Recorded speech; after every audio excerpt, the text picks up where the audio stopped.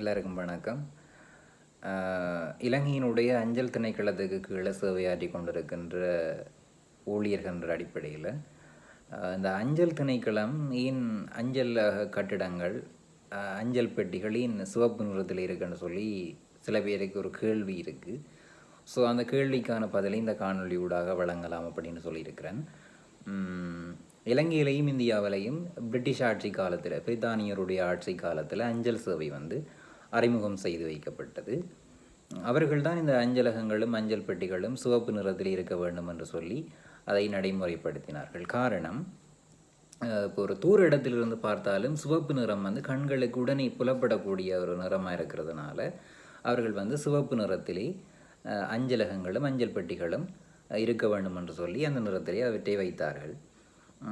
அது மட்டுமல்லாமல் சிவப்பு ஒரு முக்கியமான முக்கியத்துவத்தையும் அவசரத்தையும் குறிக்கும் என்றதுனால, உதாரணமாக எடுத்து பார்த்தீங்கன்னு சொன்னால், எங்களுடைய உடம்பில் ஒரு குருதி சிவப்பு நிறம்.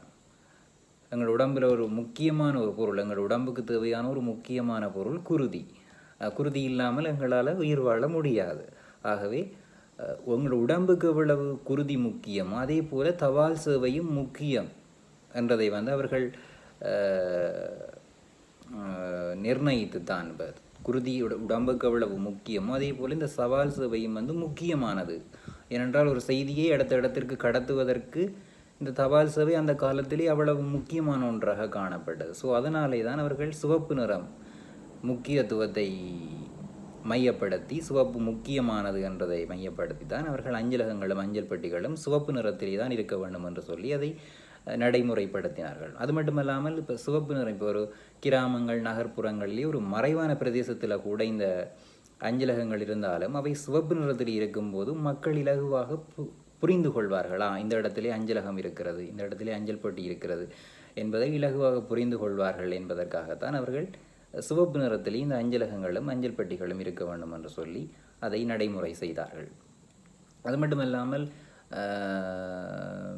இப்போ பார்த்தீங்கன்னு சொன்னால், அநேகமான இடங்களிலே சிவப்பு நிறங்களிலே தான் இப்பொழுதும் பிரித்தானியர் ஆட்சி காலத்திலிருந்து இப்போ எவ்வளவு காலம் சென்று விட்டாலும் இப்பொழுதும் சிவப்பு நிறத்திலே தான் அஞ்சலகங்களும் அஞ்சல் பெட்டிகளையும் உங்களால் காணக்கூடியதாக இருக்கும். சில இடங்களிலே அஞ்சலக கட்டிடங்களினுடைய நிறத்தை மாற்றி பயன்படுத்தினாலும் இந்த அஞ்சல் பெட்டிகள் அநேகமாக சிவப்பு நிறத்திலே தான் உங்களால் காணக்கூடியதாக இருக்கும். இந்த அஞ்சலகங்கள் அஞ்சல் பெட்டிக்குரிய ஒரு பொதுவான நிறமாக இந்த சிவப்பு நிறம் பிரித்தானியருடைய ஆட்சி காலத்திலிருந்தே பயன்படுத்தப்பட்டு வருகின்றது.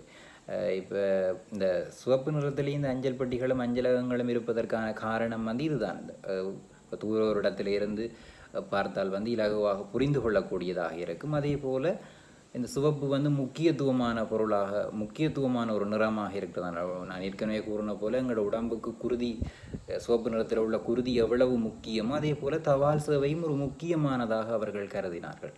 அதனாலே தான் சிவப்பு நிறத்திலேயே தான் அஞ்சலகங்களும் அஞ்சல் பெட்டிகளும் இருக்க வேண்டும் என்று சொல்லி அதை நடைமுறைப்படுத்தினார்கள். வேறு இந்த சிவப்பு நிறத்திலே அஞ்சலகங்களும் அஞ்சல் பெட்டிகளும் இருப்பதற்கான வேறு எந்த காரணங்களும் இல்லை. இந்த முக்கியத்துவத்தை அவர்கள் முன்னிலைப்படுத்தி தான் அவற்றை சிவப்பு நிறத்திலே இருக்க வேண்டும் என்று சொல்லி அந்த நிறத்திலே அஞ்சலகங்களும் அஞ்சல் பெட்டிகளும் இருக்க வேண்டும் என்று சொல்லி அதை நடைமுறைப்படுத்தினார்கள்.